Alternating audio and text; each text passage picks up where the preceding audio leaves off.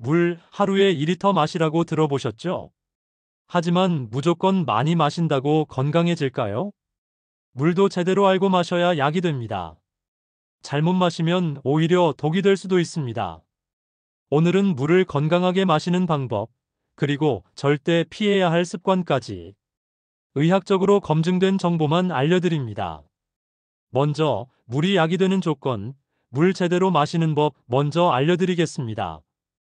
첫 번째, 아침 기상 직후 물 한 잔 마시기입니다.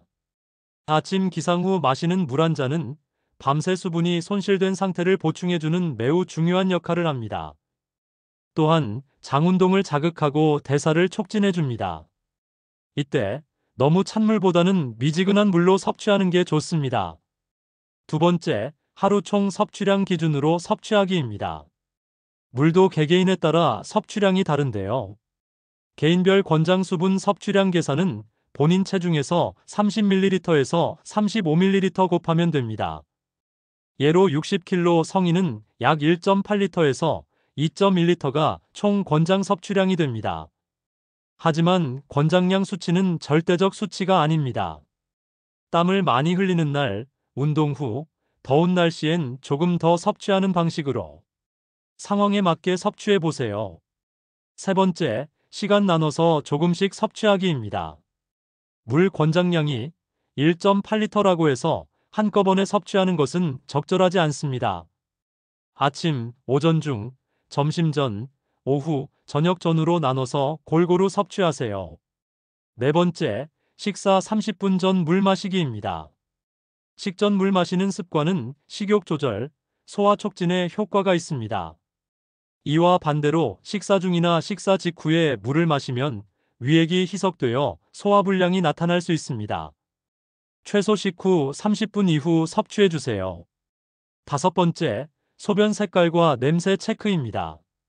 소변의 색깔과 냄새로 내 몸속 수분 상태를 확인할 수 있는데요. 소변이 맑고 연노란색이면 수분 상태 양호한 상태이니 과도한 수분 섭취보다는 적절량을 나눠 마시는 것이 좋습니다.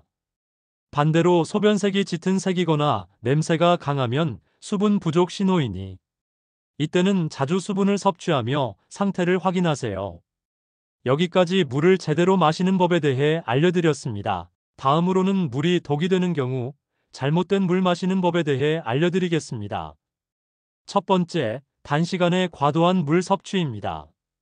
물을 한 번에 과도하게 섭취했을 경우 수분 중독 위험이 발생할 수 있습니다. 증상은 어지럼증, 두통, 구토, 심하면 경련과 혼수 상태까지 올 수 있습니다. 예로 운동 중 물 섭취가 많은 마라톤의 경우, 경기 중 과도하게 수분 섭취할 경우 사망까지 할 수 있다는 연구 결과가 있었습니다. 두 번째, 자기 직전 과도한 수분 섭취입니다. 취침 직전 과도하게 수분 섭취할 경우 수면 중 방광을 자극하게 되고 이로 인해 수면의 질 저하를 야기할 수 있는데요.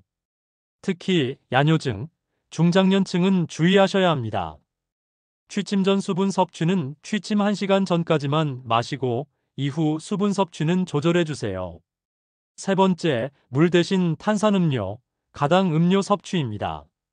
탄산음료, 가당음료를 섭취하고 물 마셨다 착각하기 쉬우나 물과는 다르게 오히려 탈수를 유발할 수 있습니다. 무가당 생수로 섭취하거나 디톡스 워터로 대체하여 섭취해 보세요. 네 번째, 갈증 느껴질 때만 마시는 습관입니다. 갈증 증상은 이미 탈수 초기 신호입니다.